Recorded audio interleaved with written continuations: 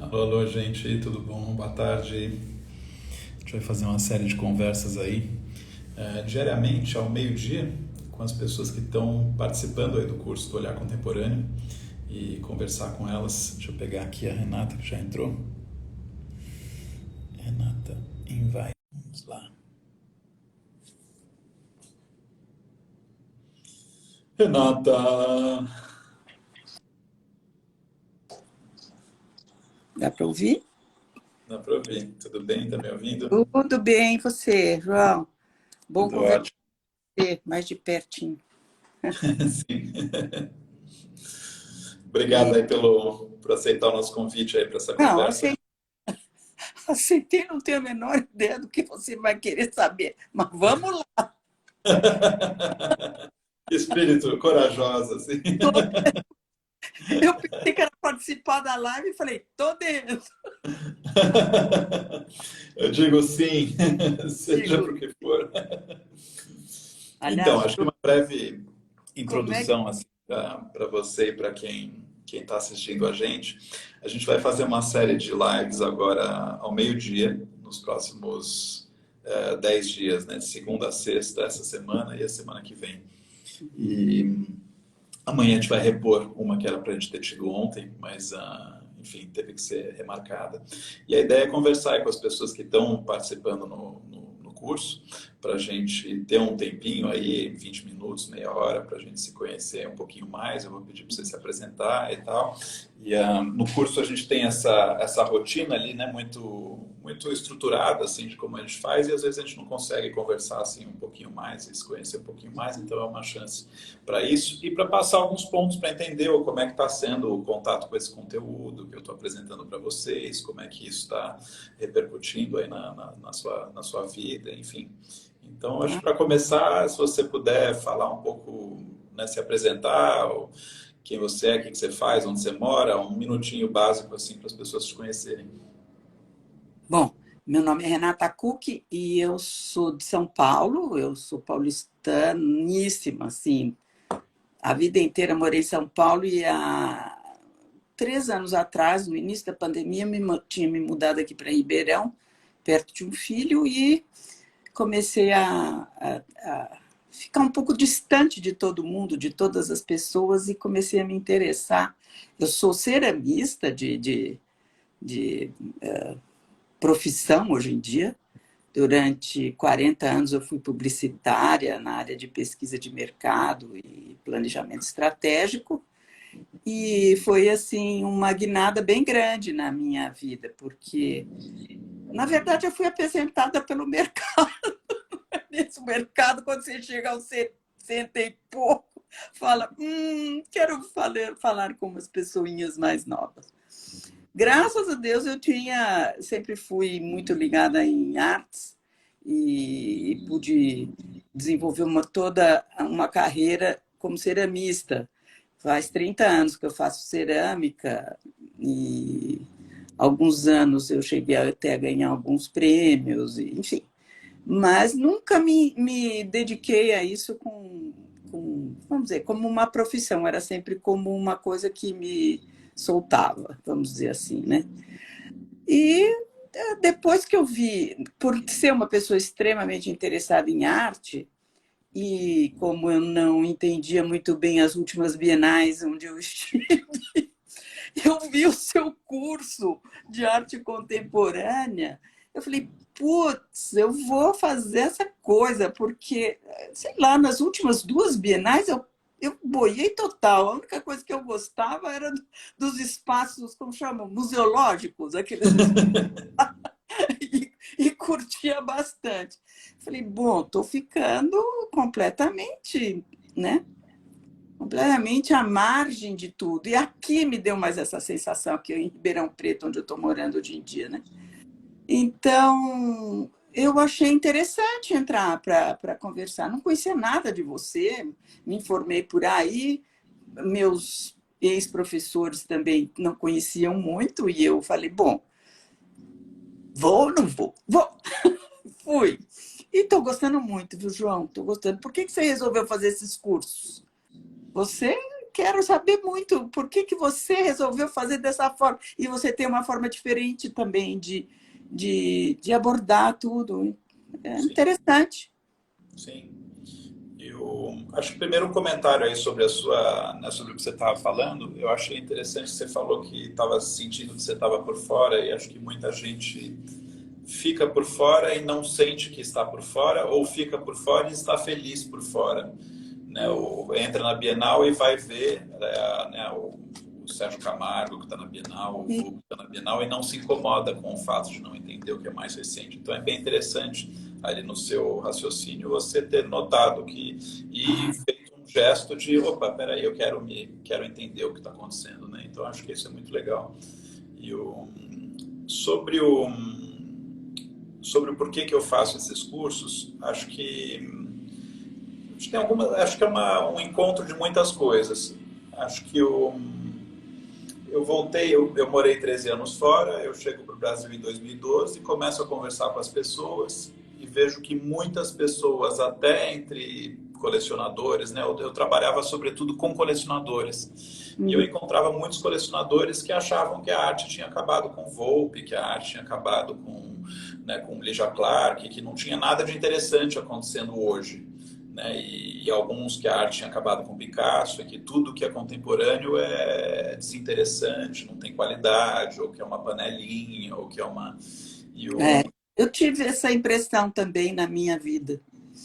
acho que tem muita gente assim no... E eu estava chegando de Londres, assim, onde é uma pulsação de, né, de novidade, experimentação, onde o mundo se encontra e o É, contemporâneo. Algumas dessas feiras internacionais, as feiras que mostram o que é recente, às vezes são mais agitadas do que as que mostram o que é consagrado.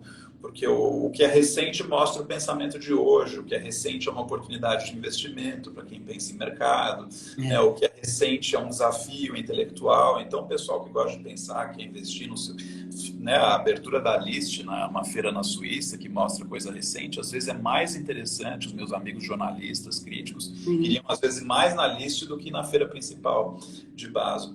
Então eu chego aqui e vejo que tem muita gente que acha que não, que é tudo balela, ou que não tem interesse e tudo. Aí eu começo a fazer na minha casa, na época, alguns cursos assim para, na época assim muito despretensioso, assim, uma vez por mês eu falo, galera, chega aí, a gente toma um vinho e eu vou fazer uma apresentação para vocês.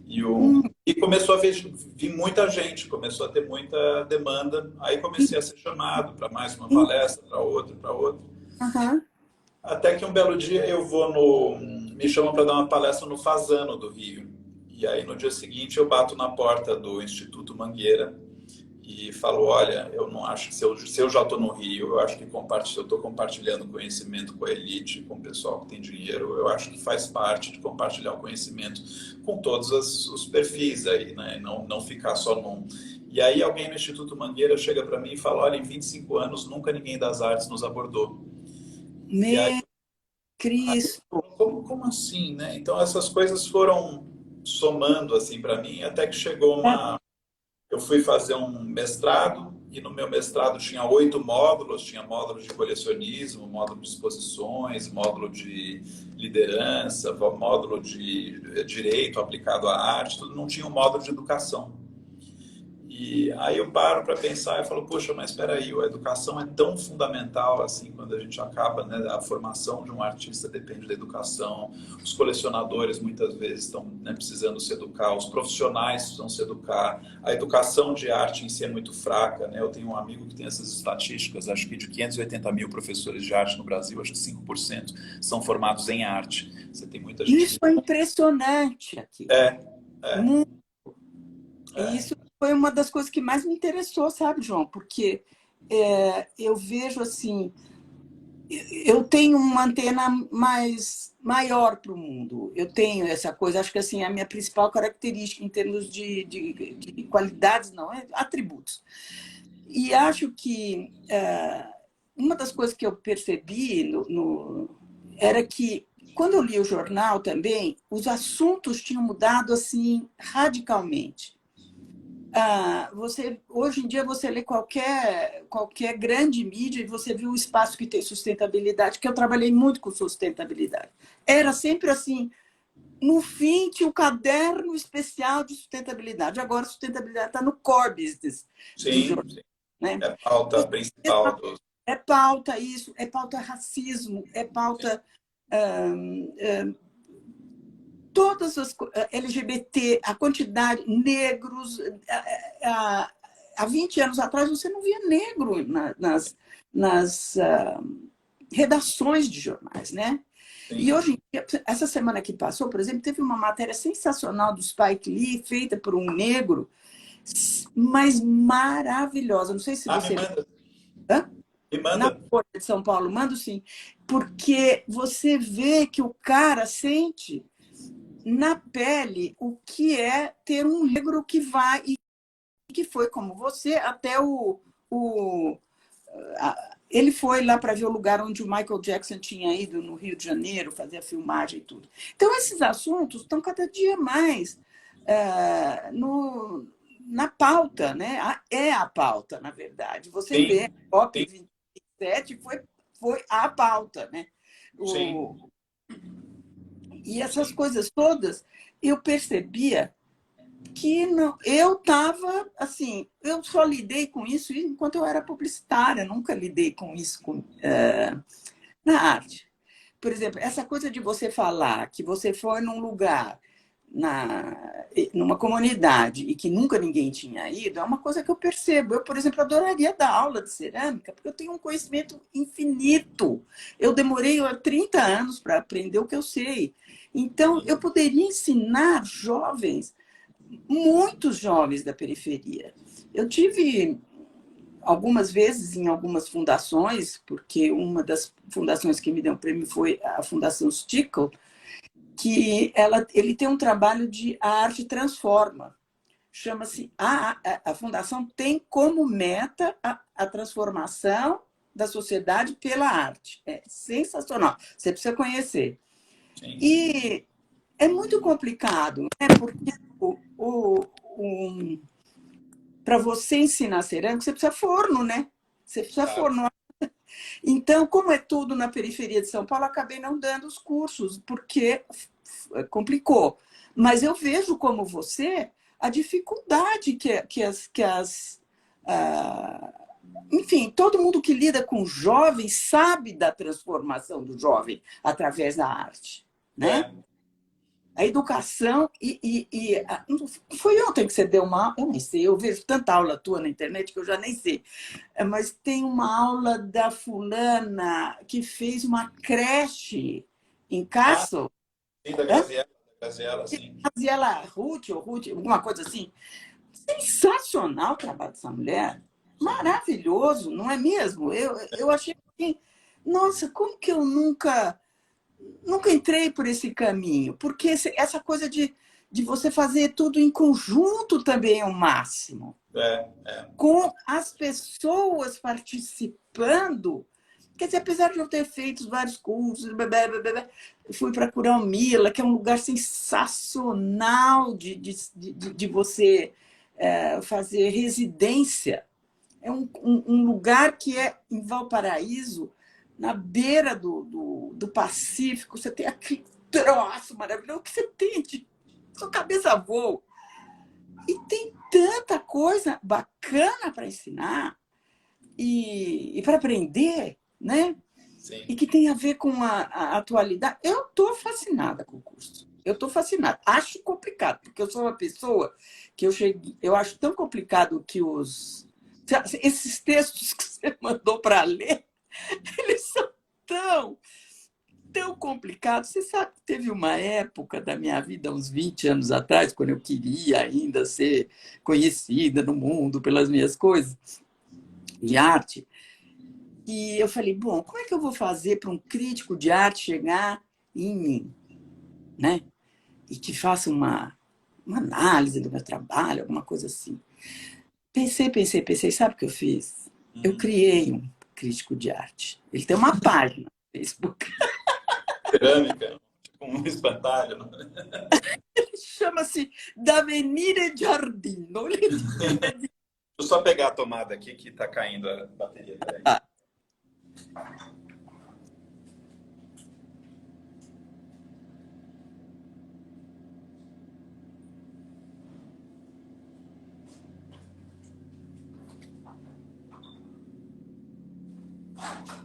Mas Como é que chama o crítico? o crítico, ele tinha o nome do meu jardineiro. Ele chama-se Venire Giardino. Giardino porque, como ele era meu jardineiro, deu o sobrenome Giardino. Mas ele é de Florença, um homem muito engraçado, porque, na verdade, é eu com aquele óculos do Groucho Marx, entendeu? Então Mas eu... tá resolvido, tá resolvido. Hã?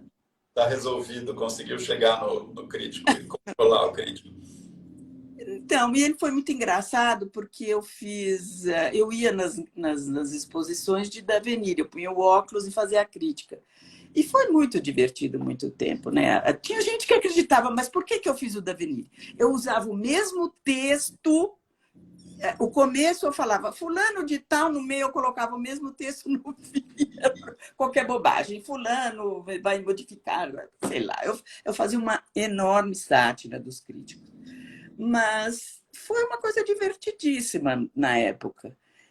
Sabe que você E mandou super bem com a leitura do texto, né? Adorei a sua leitura. você sabe o quê?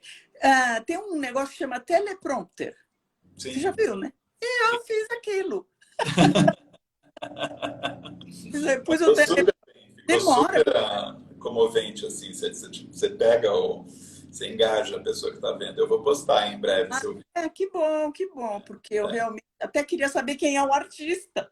Você vai saber, quando eu publicar, eu vou publicar com o autor. Eu vi que você já publicou dois e colocou, né? É, Aliás, achei fantástico, sabe por quê, João? Acho que você colocar outras vozes dá uma dinâmica, em termos de comunicação, dá uma dinâmica bacana. E, sim. né? E realmente os textos são de críticos. Os Então, textos são variados, né? é. O Então processo é você que eu fica. tô. Eu, por exemplo, já fui na internet e ler tudo sobre esse cara aí. Isso Sobre que o é cara. bacana, porque você passa é um textinho de 1 minuto, onde, assim, do ponto de vista de produção, assim, é rápido, mas aí desperta uma curiosidade, e aí, como você tem que entregar aquele texto, você passa a pensar na interpretação, na responsabilidade, na comunicação, então você veste ele ainda mais. E aí É, eu vi apresentar as próximas etapas, é um processo de 7 etapas aí de preparação desse próximo curso. é. Essa é a primeira. A segunda começou ontem, onde eu começo a postar os vídeos, aí as pessoas entram embaixo dos vídeos e postam comentários. Porque aí eu vou compilar esses comentários e compilar as perguntas, e aí a gente vai responder coletivamente essas perguntas. Ah, muito bom, né? Porque aí fica uma. Realmente, eu acho assim, a sua técnica de educação, primeiro, ela é extremamente envolvente. Que eu sou uma pessoa, por incrível que pareça, eu sou muito. Para mim é muito complicado falar. Eu não tenho vamos dizer, as palavras somem. Quando liga a câmera, faz. Assim, acaba os pensamentos fogem de você. E a maneira como você faz com que todo mundo participe e opine, você vai perdendo vamos dizer, essa vergonha, não sei, né? Vergonha da Câmara, vergonha de se expor. Na verdade, a gente não quer se expor, não é verdade? A dificuldade é se expor e que alguém dê uma risadinha do que você fala, essas coisas. Então, eu acho muito legal esse jeito que você faz, que no final todo mundo discute, mesmo às vezes você falando comentários que são meio óbvios e tudo, que no meu caso eu acho que são, mas eu acho legal que eu consigo falar, pelo menos. Como é que isso está te impactando, assim, em termos da sua visão da vida, na sua vida pessoal, no seu trabalho? Porque são referências impactantes, assim, né? Esses artistas são muito impactantes. Primeiro porque descentralizou, né? Quer dizer, você vai para África, Austrália, Europa, Brasil, tudo quanto é canto. E, bom, primeiro me deu essa enorme alegria de pensar que eu posso começar a entender. Logo no começo das aulas, eu até falei para você, mas todo mundo tem que ter uma bula para a gente entender, né? Eu perguntei isso para você, você falou sim, mas todo mundo tinha uma bula para Matisse em 1900 e pouco, não é verdade? Todo mundo tinha para Cesare. E eu nunca tinha pensado nessa, vamos dizer, no impacto que eles foram. Quer dizer, lógico que você pensa, mas uma coisa é você viver esse impacto e outra coisa, porque é de fato um impacto muito grande agora. Eu tive numa exposição no Item há uns 6, 7 anos atrás, eu fiquei como na Bienal. Falava, mas o que esse negro está fazendo aqui, entendeu? O que esses caras, essas pessoas que eu não tenho noção do que estão querendo dizer para mim. E eu tinha muita preguiça de ver filme. Filme é uma coisa que você vê, para mim era, né? Uma coisa que você vê quieta em casa ou no cinema, sala fechada, tudo. E aí você vai numa Bienal, você tem que ficar sentada, olhando o que o cara... Não, você tem que ler antes do cara, sobre o cara. Você tem que saber o que a pessoa está querendo falar. E eu... Me deu muita alegria isso, sabe? De começar a entender por que isso acontece. Porque eu sempre fui uma pessoa extremamente impulsiva. Por exemplo, o Davenire saiu de uma impulsividade, falei, vou eu mesmo fazer sabe, esse tipo de coisa. E aí eu não sei muito assim, levar adiante a coisa.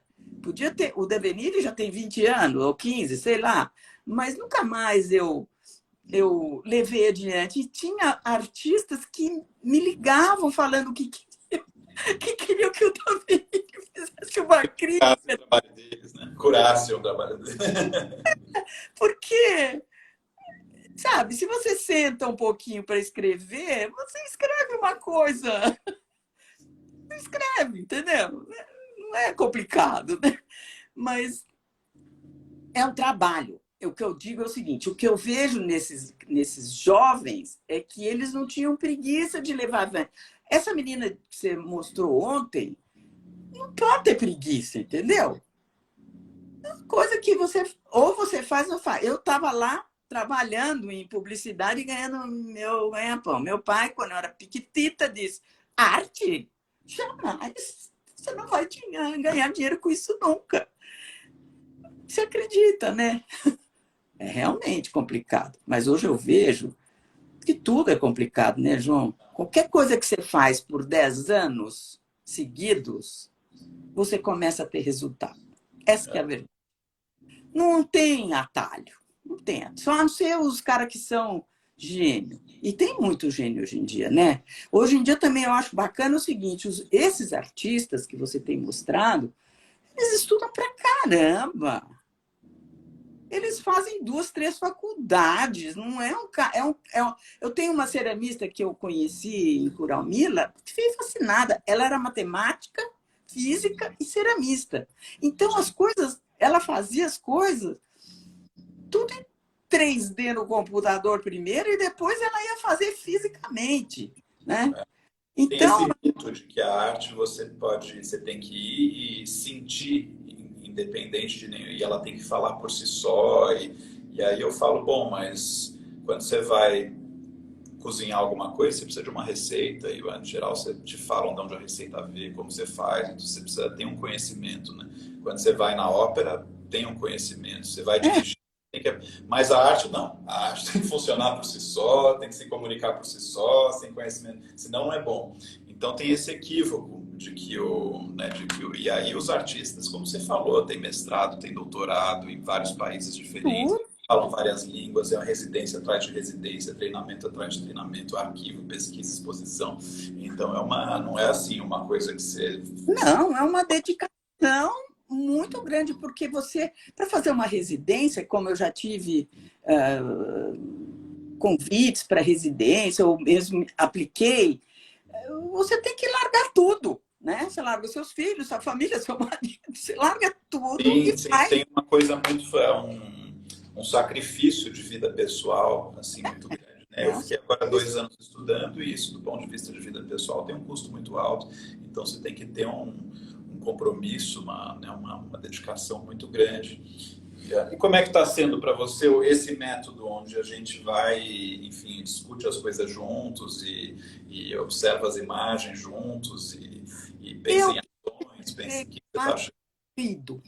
Eu acho corrido. Quando eu estou começando a entrar numa obra, já passa para a segunda, terceira ou quarta. Que tudo bem, você está lá para ter como é, na verdade é uma pincelada sobre a pessoa, né? Você está me dando uma pincelada que eu vou depois ter que estudar. Por isso que eu digo que eu escuto muito você, porque eu depois eu vejo e revejo as mesmas aulas, porque eu perco muita coisa. Por exemplo, o nome dos artistas.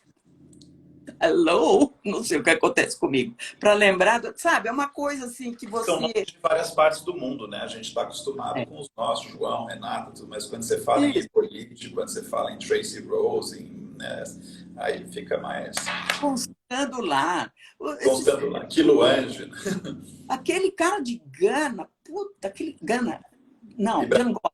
De Angola. O de Angola eu fiquei. Quilo Anjo, Nossa, o cara é muito, muito incrível. Então, e tem muita coisa, graças a Deus você está pegando esses artistas que são nesses rankings, então você pode também pesquisar na internet, saber mais sobre eles, porque livro não tem, né?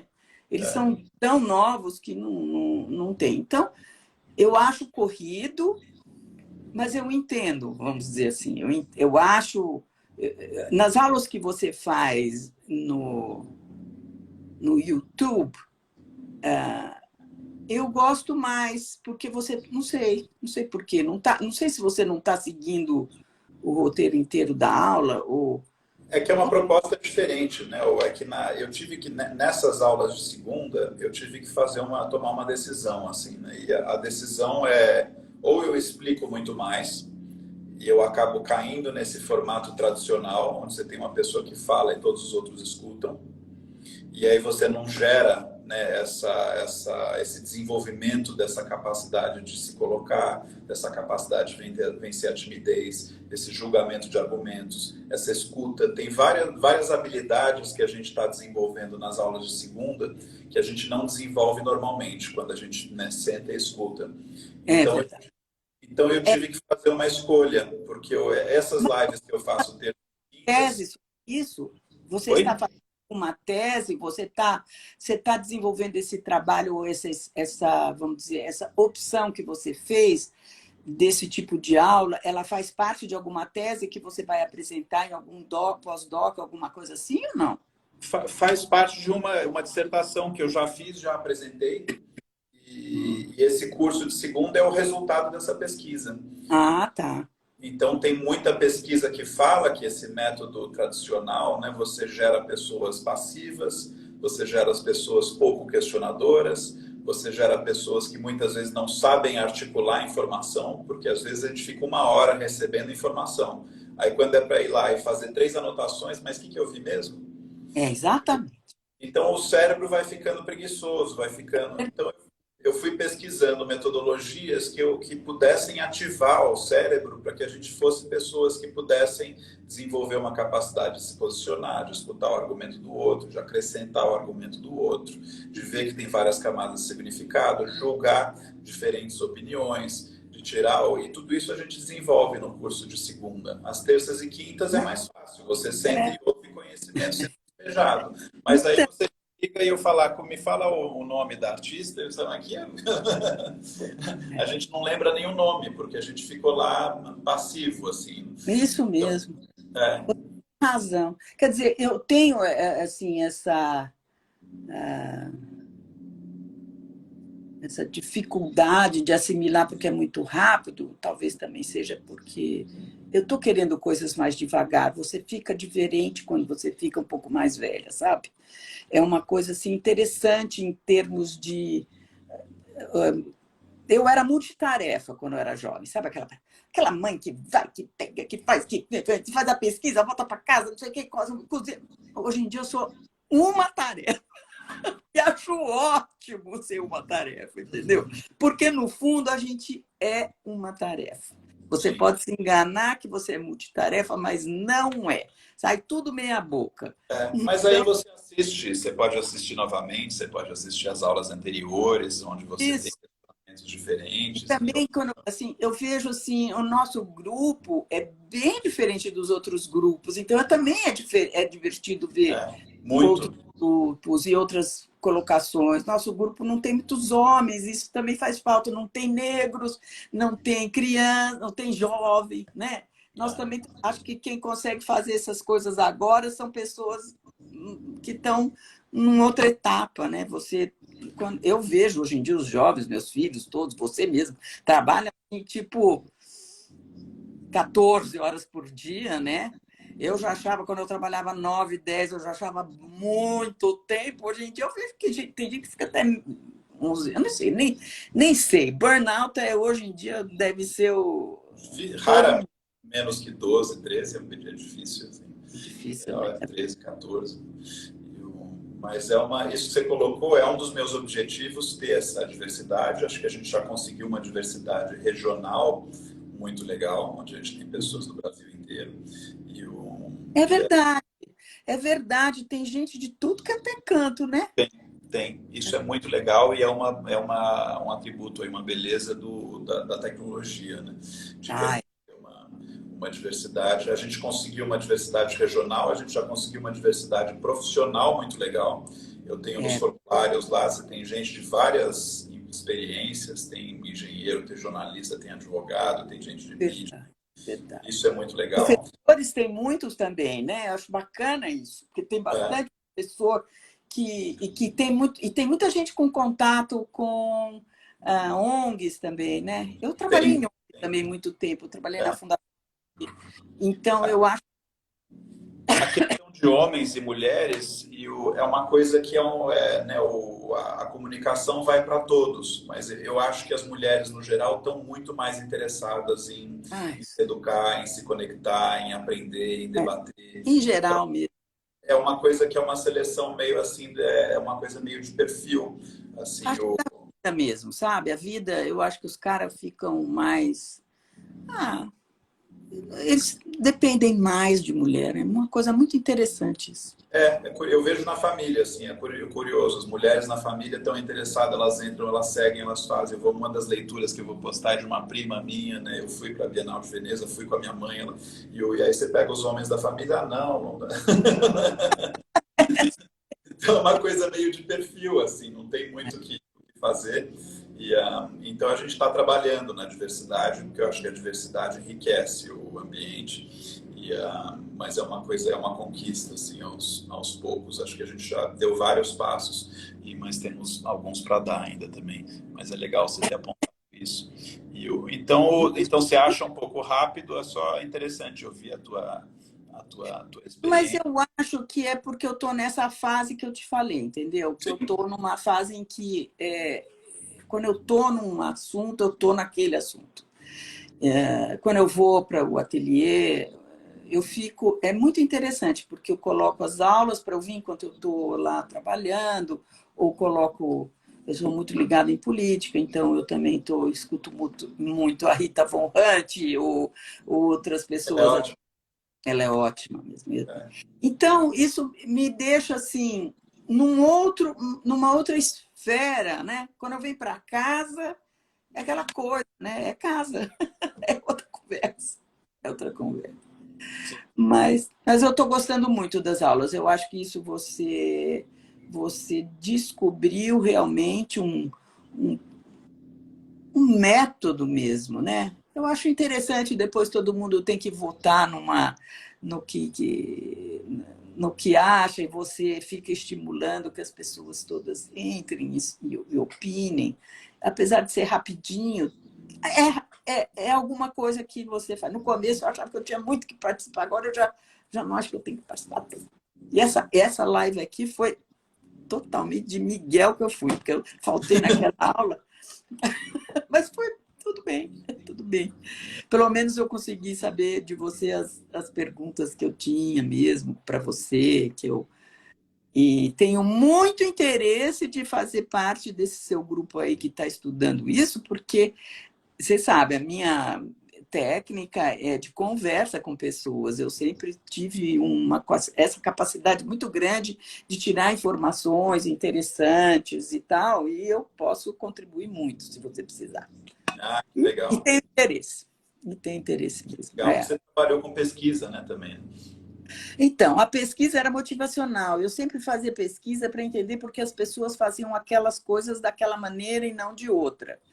E você, para fazer esse tipo de pesquisa, você tem que deixar o entrevistado muita vontade para ele falar a verdade, porque se você pergunta para uma Sim. pessoa por que você faz uma coisa, a resposta é instantânea e é automática, né? Por que você usa margarina Delícia? Ah, porque ela é cremosa mesmo gelada. Sei lá, entendeu? Ela te responde o que a propaganda disse. Aí você fica lá conversando um pouquinho e aí você vê que a pessoa se identifica com o personagem, e o que personagem que ela gosta. Então, você vai montando os personagens, enfim, você vai discutir. Então, é muito, muito gostoso você conhecer pessoas e pessoas de diferentes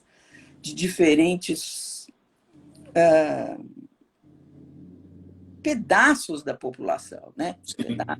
Pedaços da população. É muito bom. Sim. E o Renata, dos artistas que a gente estudou, qual que te marcou mais até agora? Ah, essa fulana de ontem me deixou completamente apaixonada, porque ela faz um trabalho de educação infantil, ela levou... O que eu achei bacana nela? É que ela fez uma coisa, para mim, né? Por que foi interessante? Porque ela fez do trabalho de arte dela totalmente ligado à vida dela, total, de criar o filho, junto com o trabalho. Então, ela faz aquele, sei lá, berçário todo lúdico e perfeito, assim, esteticamente maravilhoso, as criancinhas subindo e descendo daqueles lugares sem medo que cai, sabe essas coisas? Eu acho fascinante isso. E é um trabalho social, um trabalho de educação e um trabalho de arte. Sim. E que Tudo. deixa um legado, né? Que deixa E uma... deixa, Porque ela... quer Aqui dizer, eu fui muita numa coisa da Graziella. muito importante é tudo que eu pensava em termos de sustentabilidade, em termos de LGBT, que ia mais sobre racismo, essas coisas todas, que eu sempre cuidava como um pedaço da minha vida, agora ela está no meião de tudo, sabe? Eu não sei te explicar, mas houve uma diferença de postura minha mesmo. É assim, oh, I can do that.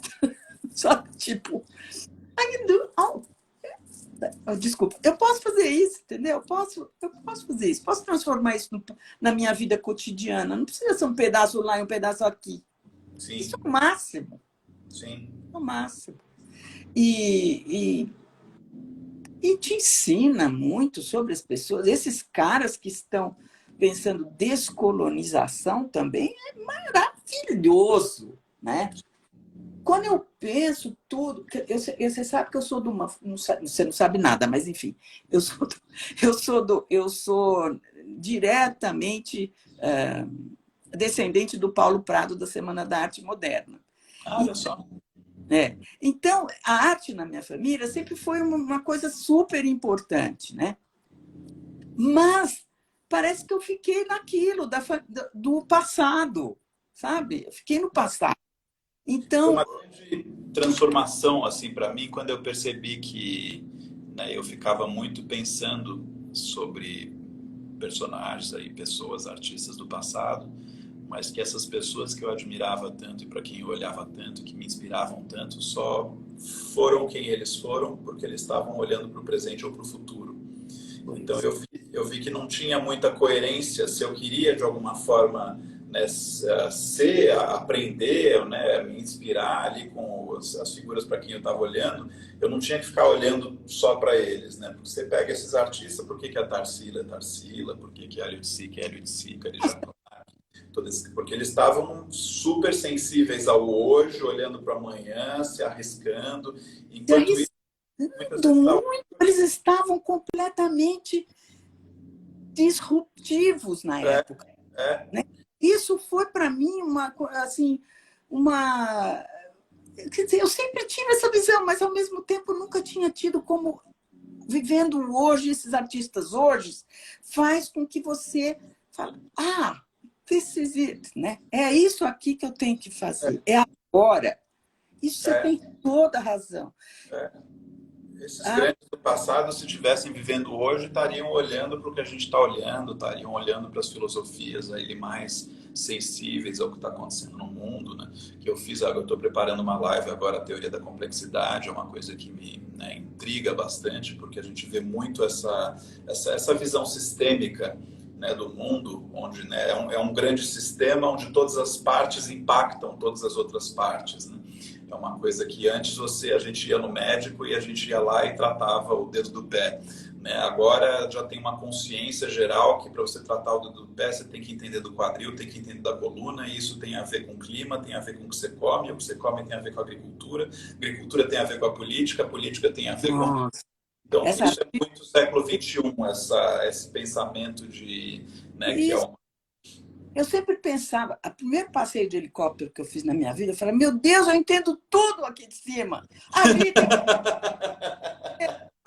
aqui de cima você vê. Como é isso? Você sabe que eu fui para Foz do Iguaçu pela primeira vez ultimamente, e uma coisa é você entrar na Foz, realmente você tem uma emoção assim, que é a natureza, a força da natureza é um negócio que qualquer um te fala e você não tem noção até você estar lá embaixo, entendeu? É uma coisa fora de série. Aí tem um passeio de helicóptero em cima dele. Cara, é estarrecedor o tamanho daquilo. A força da natureza. A coisa que você pode... que você não... Eu não posso imaginar o coitado dos astronautas nunca conseguirem ter passado para a gente o que eles sentiram quando chegaram e viram aquele ponto azul. Né? Coisa. Tudo está interligado.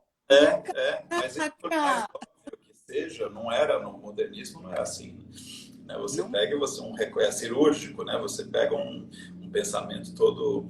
Então tem essas coisas, o pensamento da identidade líquida, do amor líquido, da modernidade líquida, tudo isso também né? Tem toda a sociedade do cansaço. Então o que eu tento fazer sempre é ver quem são os caras assim da nossa geração e quem são, sobretudo, os pensamentos também fora do eixo, né? Tem uma pensadora ali, a Spivak, indiana, maravilhosa. Quem é?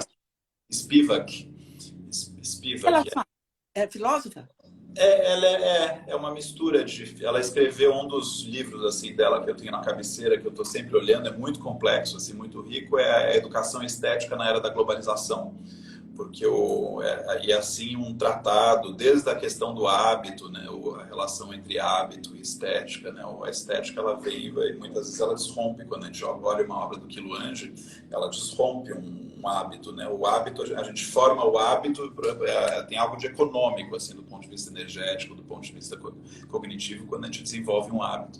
E aí a estética vem e quebra isso. Se ela não quebra isso, ela não força uma adaptação e a gente fica naquele mesmo padrão. Mas aí como é que você quebra um hábito no mundo árabe? Como é que você quebra, né? Tem uma das artistas aí da década de 90, do curso da década de 90, que aqui a Ana colocou um comentário, mas que ela trabalha muito com essa questão das mulheres árabes, né? Então, né? E uma outra artista que a gente tem agora no curso da década de 2010, né? Que trabalha com as mulheres brasileiras. E são mundos à parte, né? São mundos. Assim, então a estética ela vem e ela te força a dar uma... Não, é impressionante. Quer dizer, agora que eu moro em Ribeirão, eu consigo ver tudo da Tarsila aqui. É uma coisa, entendeu? É uma coisa que você fala, meu Deus, que mulher avant-garde. Né? Total. Né? É muito interessante mesmo essa coisa que você está fazendo, João. Muito boa. Para mim está sendo... fantástico. Eu achei assim... Eu diria uma coisa. A única coisa que me incomoda é toda vez você falar que a gente tem que fazer parte dos 3%. Eu não quero fazer parte de nada. Acho que foi alguém que disse para você, fala isso que vai...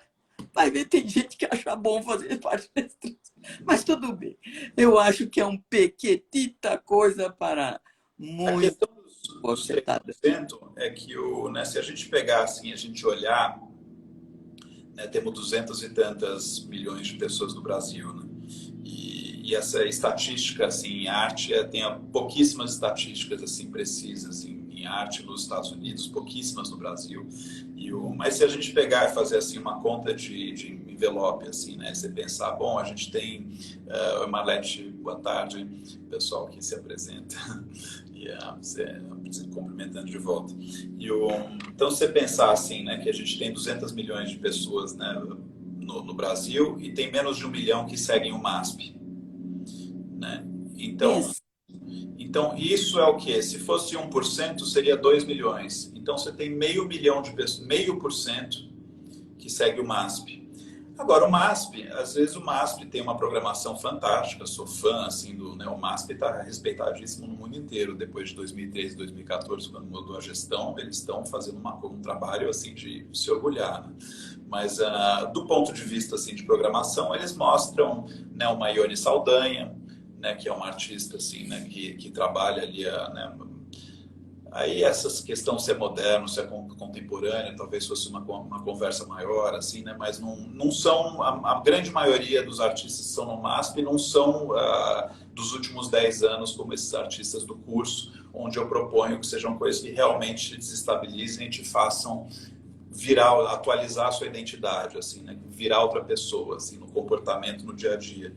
Então, acho que seria uma porcentagem, desse 1 milhão que segue, talvez fosse uma porcentagem, vamos chutar, 0,5 milhão, então não é 0,5% mais, é 0,25% que está seguindo a arte contemporânea, que promove uma transformação. E se a gente pensar que, sei lá, cada... Então, você pensa no ponto de promover transformação. É outra conversa. Tem arte contemporânea que promove, eu acho que quando eu vejo uma obra do Anish Kapoor, é uma coisa que me espanta, é uma coisa que me entretém, mas não é uma coisa que necessariamente me faz, como, né, uma aula do Cripta de Jean, que me faz, ou uma peça de teatro que eu vi nesse domingo, que eu olho para o morador de rua de outro jeito e me comporto com ele em relação a outro jeito, repenso a minha posição na sociedade, minha posição política. Eu acho que o Anish Kapoor é um entretenimento interessante. Eu acho que alguns artistas modernos são referências históricas interessantes.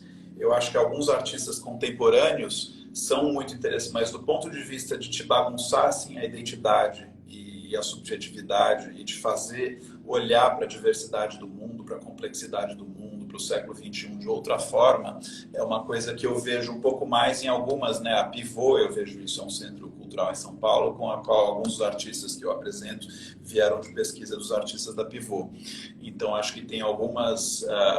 Então, essa coisa dos 3%, por um lado, ela pode parecer assim elitista, mas as pessoas que criticam falam que é elitista, se você for olhar, é muito menos que 3%. Eu acho que talvez seja 0,25%, talvez seja meio. Se a gente incluir tudo que o MASP mostra, tudo que a Pinacoteca mostra, e muita coisa na Pinacoteca é acervo, muita coisa na Pinacoteca é uma... Mas se a gente for incluir tudo que MASP e Pinacoteca mostram, já é 0,5%. Então, se você pegar e pensar que cada 3 pessoas que vão no MASP ou na Pinacoteca, só um siga no Instagram, esse número deixa de ser 0,5% e passa a ser 1% ou 1,5%.